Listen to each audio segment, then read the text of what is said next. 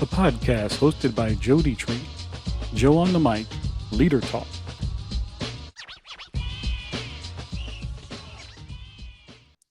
All right, folks, we are on our next episode, and I'm so glad to have a good friend on with us today.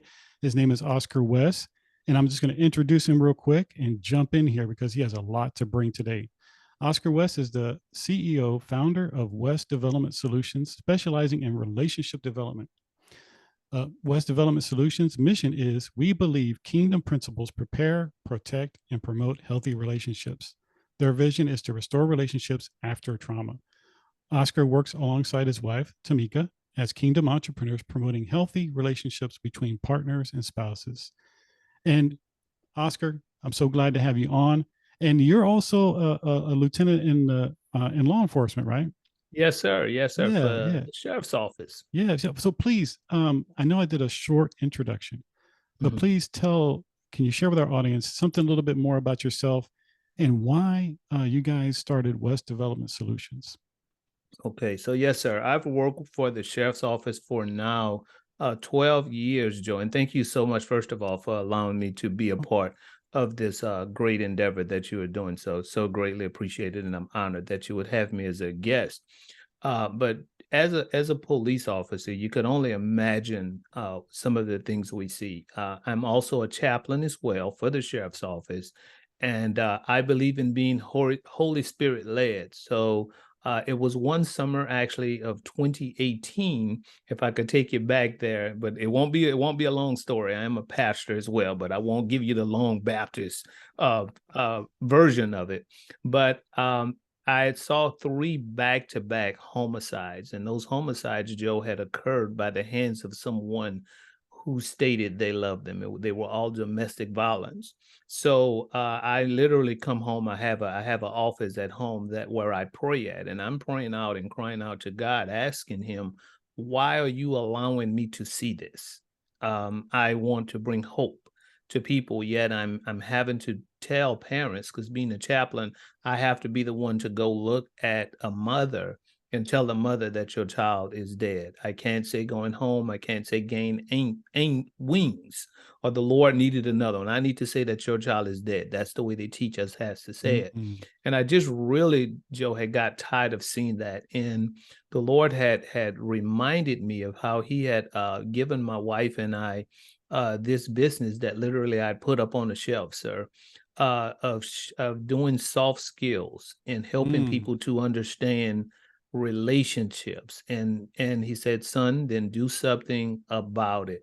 So we kind of took that business off the shelf and we started what again we call West Development Solutions. And from that point on, we've been teaching soft skills. One is in a batter's intervention program. We jumped into that one right away. So since 2018, every once a week, I meet with 20 to 30 guys and we talk about how to love their spouse without abusing the persons that they claim to mm, actually love. Um, we also do work within the school systems. We teach de-escalation strategies. We've taught over 75 professional development courses within our district school system. So we're just amazed to see how much this is actually needed and how much it was missing. mm. That is so true. That is so true. And it is funny because they call it soft skills, but it is really for me like vital skills. Is so vital in communication, understanding people's behavior, understanding our own behavior, and how we react and how we what do you call it? Just filter Mhm. information that comes toward us. Yeah, and that And and that's. I'm sorry, sir. no, no, go ahead, go ahead. And that's so cool that you said that because they call it soft skills, but after we done the de-escalation strategies in the classroom, managing student behavior, and I had a teacher, Joe, that came up to me who's taught for 30 years, Hmm. and she said to me, she said, Oscar, she said, thank you so much for doing this because they taught us how to teach math.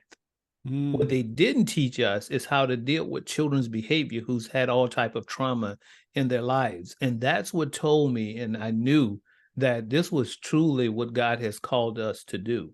Mm. Because notice what I just said, Joe. I said that she said they taught us not to, so the teaching of the math skills, they would call that hard skills. Because in other words, it shows you how to be a doctor, how to be a business owner, how to be a teacher.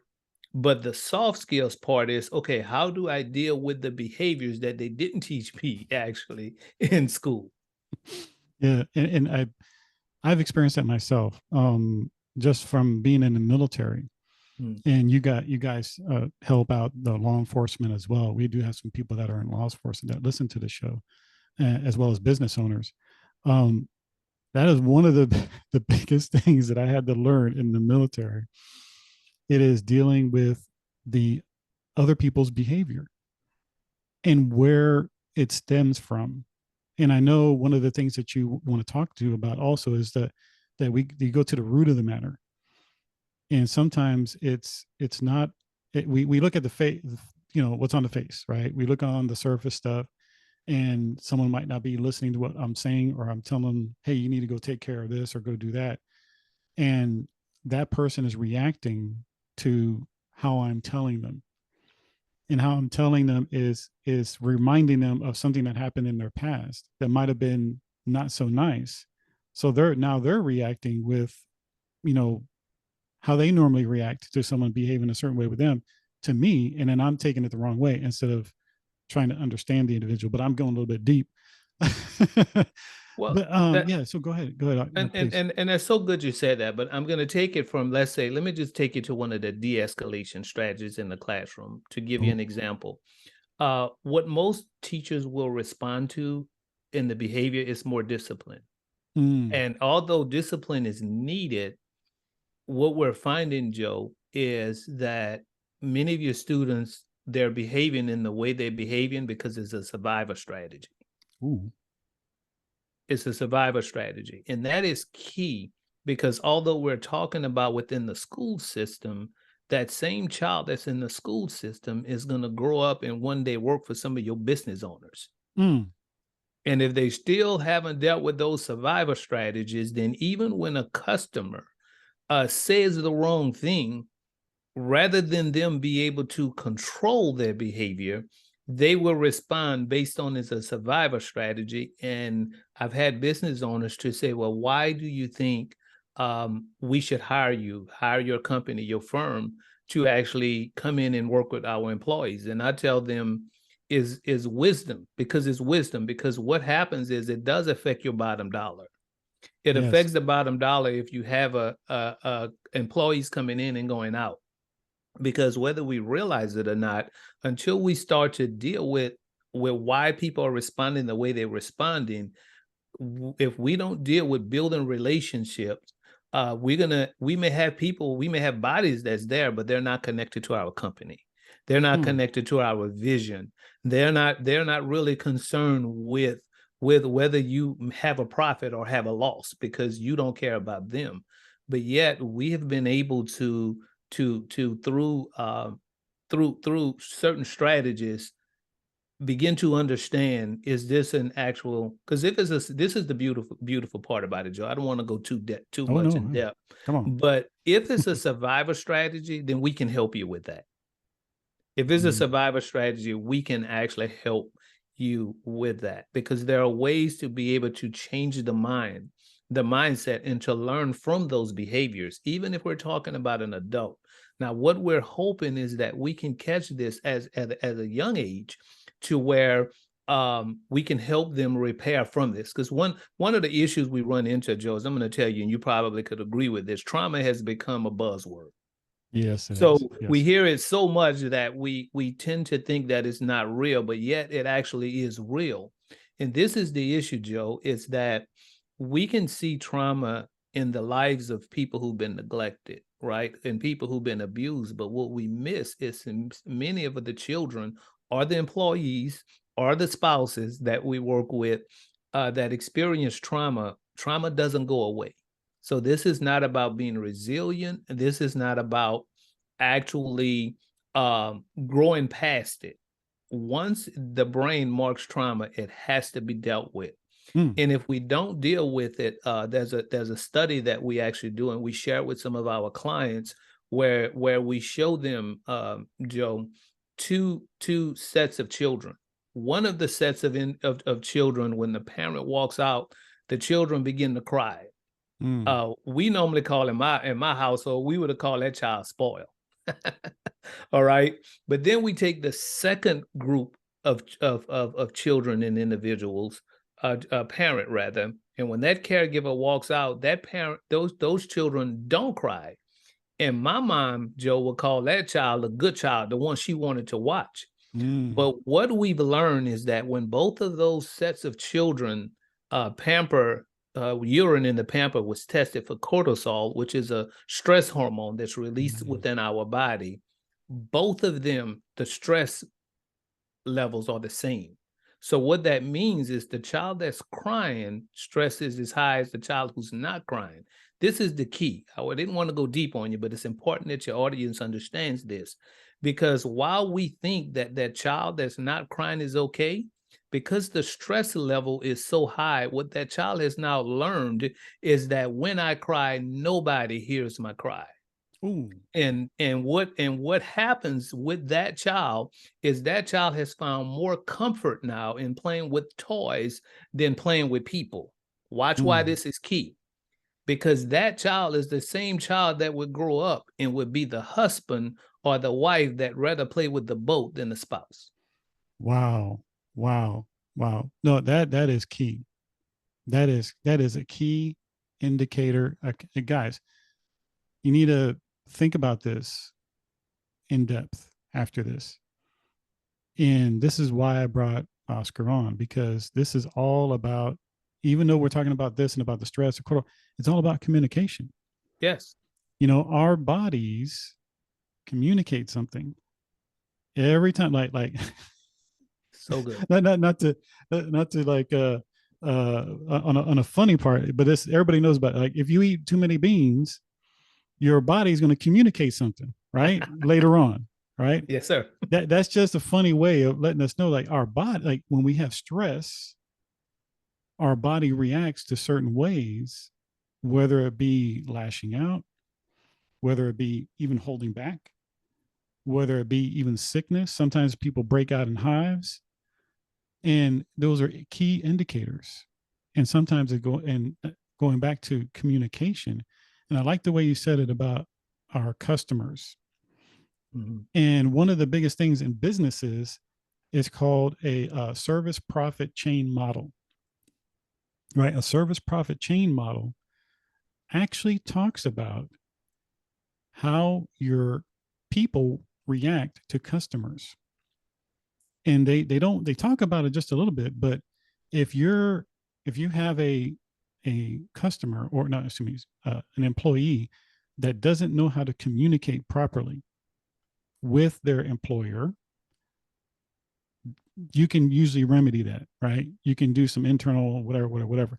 But the biggest thing for return on investment for an employer is that communication with your employee with the customer. And they say the biggest ROI factor is if you don't have good customer relations back and forth, your profitability for your business is going to go down. And this is one of the reasons why I brought Oscar in too, because uh, I've dealt with a lot of customer service, right? And because I know about customer service, I'm kind of like lenient on the customer service representative when they don't give me a good, a good back and forth. Cause I'm like, at the end of the day, if they don't give me a good back and forth, I know this was lack of training going on in that company. I don't blame the customer service rep. So this is why we have Oscar on, because he's providing valuable insights, and he can provide valuable training for your business or for your company, for your educational programs. That key component is communication. Yeah, If and thank you so much for saying that, Joe, because this is my heart. So I mm, tend to jump in at the end of the pool, right? I'm all into this, but I'm glad that you said that, because as a business owner, I could understand the question being asked, but I can't teach out. I mean, are we supposed to now get them help for all of the trauma that they had? And my answer to that would be no. But we are and should care enough to listen, because just the fact that you care enough to bring someone in to talk about this already makes a connection. Because we talk about things when we work with companies on how do you address this. You know, Joe, it could be something as simple as if you and I work together and I knew that you had dealt with something in your life, whether it was a car that didn't start. Because right, we all know we have many excuses why we don't come to work, right? Yeah, yeah. Whether it's the car that didn't start, or whether, you know, if we had the same loved one that died 3 times, which, Joe, I don't even know how that happened. So right, that's a whole nother issue. But people can come up with, but just to be able to insert a little bit of connecting with Joe enough, just the connection of communicating with Joe enough. And how about the next time you show up to Joe to work, asking Joe, Joe, how's your car, man? I was concerned you couldn't get to work. Just that little piece, Joe, is connecting. Mm-hmm. Just that little piece is communicating. So I'm not telling you got to buy Joe another car. I'm not telling you even you have to attend the funeral for the third time of the same relative that passed, but to not be concerned enough to get a card or to tell them that you care more about your work. You're missing a connecting piece of a relationship, that if you just were able to communicate that, because this is the dangerous side of this, Joe, and this is where I think many of us miss it. And we try to help business owners actually understand this, is that most of the people that you have working with you have never, uh, may have never dealt with anyone that did care. So they're already coming in with the mindset that I'm coming to your job, I'm coming to get what I need to get, and that's all that matters. Mm-hmm. What changes that is the moment I communicate with Joe, you are more to me than someone to just punch my time clock. Then now Joe begins to buy in to, wait, someone does care about me. Mm-hmm. Maybe he is different. And soon as they begin to buy into that concept, I'm not saying again you have to go home and eat dinner with anyone. Boundaries are really important. But just that simple concept, just starting there, will be able to help Joe as the employee give you better service and therefore serve your customers better, because what you're setting up is you're telling your employees that our culture is a culture of care. We care for you, we care for the people we serve. And when you use that business strategy, what happens is you don't have a choice but to prosper. You don't have, because you're building a culture that we take care of Mm. people. Because the bottom line is, Joe, the last time I checked, I mean, we do a lot of AI stuff now, but all of that stuff doesn't pay you without people. So we still have to, when it's all said and done, we have to take care of people. We use Mm. the same strategy, man, within the classroom, because when we begin to work with the teachers and help them to understand, and they begin to look beyond, understand, I'm not saying they don't take care of the behavior, and not, nor will I tell an employer not to take care of an employee's behavior if it needs to be taken care of. But when you begin to understand that, hey, this may be a defense mechanism, then what is it? Why is that defense mechanism up? Why is it that we dealt with a child, and I'm not going to go into depth, but we dealt with a child. I had a teacher that she just cried, Joe. Mm. She had tears in her eyes, and she had tears in her eyes because after lunch, every day when they would come in and they would watch a film, this one young lady would just completely lose it. Mm. And she would start showing a certain behavior when they were in the cafeteria before they got to the room.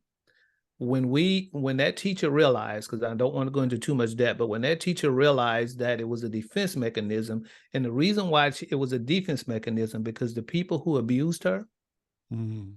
at home, where she was supposed to be protected, they turned the light off right before they did it. Mm. So every time that child walked toward the classroom and that light went off, guess what she would do?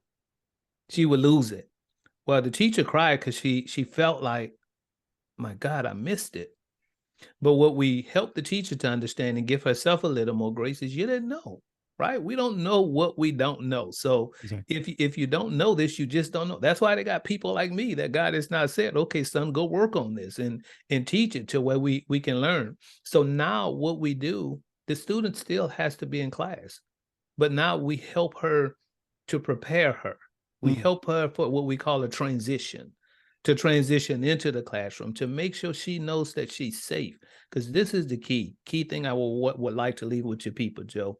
I don't know how much more time we have, but the key thing I would want to leave with them is whether you're talking about a marriage, whether you're talking about a business, whether you're talking about a school, if if people feel safe, they'll go further with you. So when mm, that child felt safe and feels safe in the classroom, now the child can behave better in the classroom. And guess what? When she doesn't feel safe, she uses her voice to communicate why she's mm, not feeling safe, because now she has a teacher that has begun to communicate nothing's necessarily wrong with you. I'm listening. Let's work this mm. out together. Man. That's so good. It goes back to that quote that I think Theodore Roosevelt said, that people don't care how much you know until they You know how know much how you much care. you care. And it goes back to that. Um, and there was another quote that when you said culture, Mhm. there's another quote. I can't remember who said it, but it said that culture defeats strategy all the time. You can have a strategy in place to be able to discipline folks, if they keep on missing work or doing this, and you have a strategy. But if your culture is not healthy, if your culture is not safe, what you're talking about, building that culture of communication, of safety for your employees or for the classroom or even the school system, law enforcement, that that that weak or that sickly culture will always beat out strategy. And if we can build that up, and that's what you guys are doing, you're helping people have a culture of awareness with strategies to help cultivate that culture. So when they identify a potential problem, instead of saying, okay, well, this person's a problem child, we're going to send them or whatever, it's like, okay, well, what is the root cause? What's Mhm. going on here? Not to like you're like you're a counselor or you're trying to, it's just trying to say, well, what's going on here? Let's try to see what's going on before we just dismiss it as being misbehavior. Yeah, well, and this is the key reason why. I'm a law enforcement officer, and I believe that we having an issue not just in law enforcement but across this country and the world after the pandemic. Joe, a lot of people just don't want to come back to work, Yeah, that's true. right? So we have to actually address this because people are already making different choices, right? Many of them deciding to be entrepreneurs and they can work online now. So even especially if you have an in-person, you have to begin to actually deal with this gap. And I say gap because one of the things Holy Spirit actually checked me on, and y'all excuse me because I'm from Louisiana, so we say check me on. One of the things he actually checked me on was I have found myself saying what I hear many people say is the way it used to be. Mm, And the problem with children today, which means that there's a gap in the way it was and now. So where we may find ourselves pointing the finger to say who fault it is, whether it's the parents, the teachers, law enforcement, culture, politics, religion, whatever, we have to be the ones to start to fill in the gap.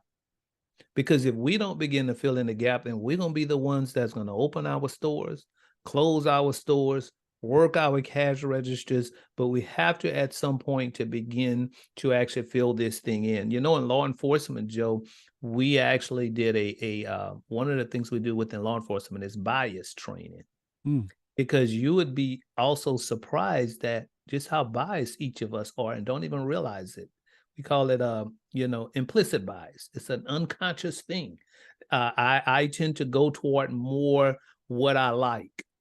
And we have to, so this is the way we do it, man. We take either vignettes, we create vignettes, or we create stories or case studies.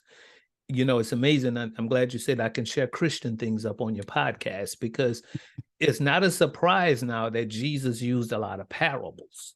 mm, And he used a lot of parables because we just wouldn't understood without parables. So we, like Jesus, we use a lot of vignettes and stories, because if I show Joe something that someone else is doing, Joe is more than likely able to help me figure out what's wrong than if I use Joe in that same scenario. So what we actually do, Joe, is from that point is, after helping you to understand what the other person did wrong, then Mm, it's kind of like we would do how Jesus did, is we pull those covers off so that you could see, hey, wait, I'm doing this same thing. But mm, then we don't stop there by letting the person know that, hey, this is not the proper way to talk to a customer. This is not the proper way you communicate with your spouse or with your employee. Now we help them to change the mindset, to learn how to mm, create the new behavior. Because just having a conversation, so I don't do a lot of one-time trainings, Joe, because I'm not a motivational speaker, right? We work with people that really over time want to see change, because if you're going to change behavior, it's not just a, hey, poof, we here, let's talk about what's wrong. No, let's set you up with a plan so that we can now start creating what neuroscientists call new neural pathways into the ah, brain, mm, so that the brain can not, so you know now how to respond better. So hopefully that wasn't just in too much depth, but I wanted your hearers to understand that whether they chose to work with our company or another company, don't bring in people who's just going to have a conversation, because I could pump you up on a Sunday morning and have you rah rah, and I think I'm a pretty good preacher, and yet on Tuesday there's no change. right. I would rather not do that. I would rather work with people, and we do work with people. And what I'm so grateful about is we're actually seeing changes. So that's pretty Mm, cool when you can see the fruit.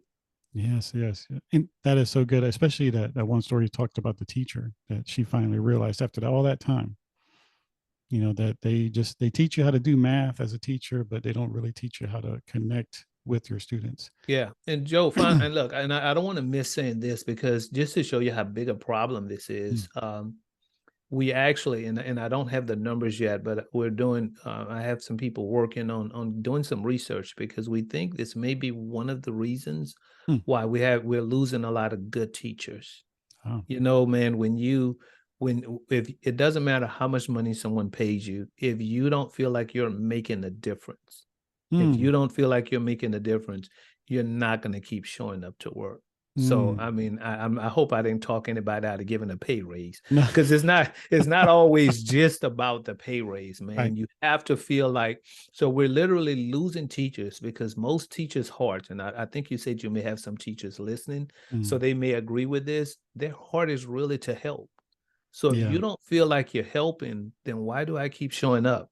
And we're Hmm. losing teachers, too many teachers, because we're not really helping them to know how to deal with behavior. Mm. So, man, that is so important. Yeah, teachers are undervalued. Really, really undervalued, especially the ones that have because they go in with a heart to help the kids. What kind of person do you have to be that you just have a heart to want to help children, and to raise them? You have to have like the one of the best hearts in the world, and then to go there and then not be able to. I agree. I tend to agree that teachers might be coming out because they feel like they're not making an impact, Yeah. and they have we can go another hour just talking about teachers and and how important they are and the stress that they're under. But before we go, Oscar, can you please share with our audience how they can find you, your website, Instagram, social media? Can you please let them know where they can find you? Yeah. So as far as the website is westdevelopment.org. They could also call us at 985-333-8233. Again, that's 985-333-8233. Or they could also email us, Joe, at info@westdevelopment.org. We do have a Facebook page. It's West Development Solutions as well, sir. Mm-mm-mm. That is so good. And let's say, would you be able to travel to another state besides Louisiana if Oh, if yes, they? sir. All right. Yes, sir. We would definitely travel, and I don't, sometimes when people just start businesses, they have a we and it's just them, but it's my wife. I also have a teacher that's on staff as well. And we do travel. Yes, sir, we do travel. Now, what we do, Joe, is again, we'll set up workshops, but before we set up workshops, we don't just come for one day. That's normally we do some type of a pre-assessment so that Mm. we can know right what it is that you need, so that we can have those conversations and set the training up for you as well as a post. To we actually have some companies that we will do, we'll get on Zoom with some of the employees and set it up, or we'll coach a certain employee, Mm. even if need. So we can do a whole group setting, or we could also do, now again, if the company only wants one day, then it is, but that is not what we normally suggest. And we also work, men, with couples on one-on-one as far as marriages are concerned. Oh, outstanding, outstanding. My goodness, this has been. I know we gotten deep into certain subject matters, and before we go, I always like to ask my guests, and is there anything that's like pressing on your heart that you want to share with our audience regarding what you do or what the Holy Spirit is leading you? I would like to say to them, Joe, that if find a way to connect. Find a way to connect with the people that are closest to you. If they're running your company, if they're sleeping on the side of you, if you're in a class with them, connection is so important. Because, Joe, when you can find a way to connect with people, you can teach them certain strategies where there would be less reason to correct. Mm, mm, that's deep. That's so deep. And so how many? I'm just going to ask this question too. Sure. So how did you and your wife start doing it together? How did that start out? Okay, so good question, man. Holy Spirit is really Jehovah sneaky for real, right? So, because this is personal for us, Mm. um, when I was married, Joe, being someone that actually had been through trauma, and my trauma was, since I was 12 years old, I was taught that you could not trust women. Mm, I was taught that anyone that was out after 11 o'clock, the only thing that was open up after 11 o'clock was 7-Eleven and legs. mm, mm, mm, mm, So imagine a 12-year-old boy learning this. So everybody that I dated, including my wife, had to be in before 11 o'clock. And if they wasn't in before 11 o'clock, then that meant they were doing some things that were unfaithful. mm, So I remember my wife driving home one night in a very dangerous way because she was trying to get home before 11 o'clock. And when something almost happened to my wife that I'm not going to necessarily go into now because it's still kind of emotional to think about it. mm, If my wife wouldn't be here today, it would be because I was trying to get her home before 11 o'clock. mm, mm, So mm, we noticed and begin to understand at that point what was beautiful about this is people told my wife to leave me. They told my wife that I was crazy, that I was controlling. But we would begin to look into it a little more and understood that what had happened, and not to say that I wasn't to be held responsible, but my brain, what I was being told and taught from the age of 12 to almost 35, kept being reinforced. oh, So once we realized that the only way to fix it was to get the help. So we got help, and we begin to do what I like to call is retrain the brain, literally, on what's healthy and what's not. Why is it that it is this way that after 11 o'clock? So what we've learned to do is, um, come together and have conversations. So now it's not as bad anymore. If she's out after 11 o'clock, she's a grown woman. She could stay out what time she wants. But guess what she do, Joe? This is the connection piece. Remember the connection piece. She called me and said, "Hey, you good, huh? If we're gonna be married, if we're gonna be together, we're gonna walk together. If she still wants to be with me, we have to find a way to connect to get beyond this." And what we did, Joe, is We begin to connect in that manner. And then when we realize it worked for us and it drew us closer together, we realized so many other people were missing this. And what they would do is they would separate, and we're still separating. We're separating from our students because we're sending them out of classes. We separating from our partners because we're sleeping in other rooms, or worse, we're sleeping in the same room with them, but still worlds apart. We're separating from employees and employment because we won't stop long enough to say, why are they responding the way they're responding? And when she asked that question, our marriage grew closer because she cared enough to connect. We still corrected, but we found a way to connect over correction. Mm, that was good. That is so good. That is so good. It's just that little step of caring. That's it, bro. Yeah. You don't have to bring, well, sometimes people love a whole bouquet of roses and flowers. But it's understanding the little things. It's understanding the little things that make a big difference. It's what that like snowball effect. A Yeah. little speck of snow can carry into a big avalanche of stuff. Yeah. But if we take care of And that Joe, little I, speck, I know I know we're out of time, but yeah, yeah. just I did want to tell you this last little tidbit. The other thing that helped us, and I would like to leave with, is I was able to stop struggling as much when I stopped trying. Because what God actually called us to do when Jesus died for us, he also lived for us, but he lived for us so that he could live through us. So rather than me trying, I had to start literally learning what it meant to be really humble, which meant to ask him to love my wife through me. Mm. All right, And man. when I begin to do that, ping. All right. No, that is so good. And men, take that, take that to heart, because it even says it in the scripture to love our wives as Christ loved the church. He gave himself for the church. So sometimes that's hard for us. Sometimes it's hard for us. But oh man, we can go into another whole hour of just talking about that. Yeah. That's why I stopped. I was like, okay, that's another podcast. That's another podcast. Yeah, that is another However, podcast. that doesn't work just for the men, though, Joe. Even for our customers, we Yes. don't truly know how to love without Christ. So we don't truly know how to love without him. Mm. Even me loving Joe requires me to submit myself to say, okay, either I'm going to walk in the old man, which means now I got to try to manufacture love for Joe, or I can say who God says I am, and then say who I am, and therefore I'm already presenting myself. That's really what I believe he meant in Romans 12:2 when he said, present yourselves. You know, present yourselves as a living sacrifice.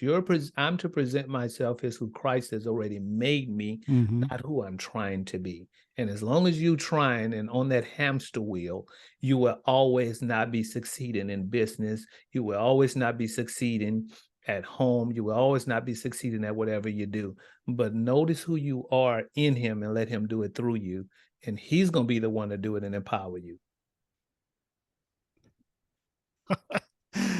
Oh my goodness. Yeah, guys, we got to soak in that, and gals, everybody. Yeah, because it's a love your neighbor as yourself. And first we got to understand his love for us, and then we can share that with the rest of the world. And but yeah, we can go deeper in that. We can go deeper. But yeah, but we had to do a part two later on, I guess. Yes, sir. Yes, sir. Sorry, But we didn't want to go no, that far, bro. yeah, yeah, Didn't mean to yeah. go that far. No, that's all good. But thank you again, Oscar, for coming on.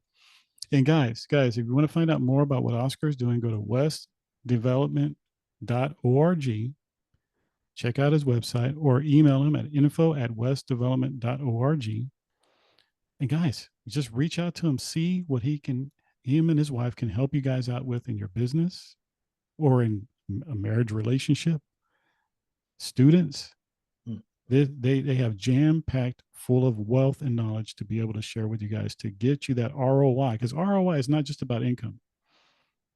ROI is about investing in yourself to get a good return, whether it's in your marriage or in your business. You got to invest in yourselves, and they're there to help you guys. So, guys, thank you so much for coming on, guys. And don't forget to like, share, give your comments below, and we'll see you on the next episode. God bless you guys. So hope you enjoyed this episode. Don't forget to like and subscribe to this podcast and share this podcast, because you need to get leadership tips out there and have a positive expectation of God's goodness in your life each and every day. Hey, if you want to find out more about what I do, go to joedietrich.com. Go to joedietrich.com and see what we're up to. Talk to you later. Bye-bye.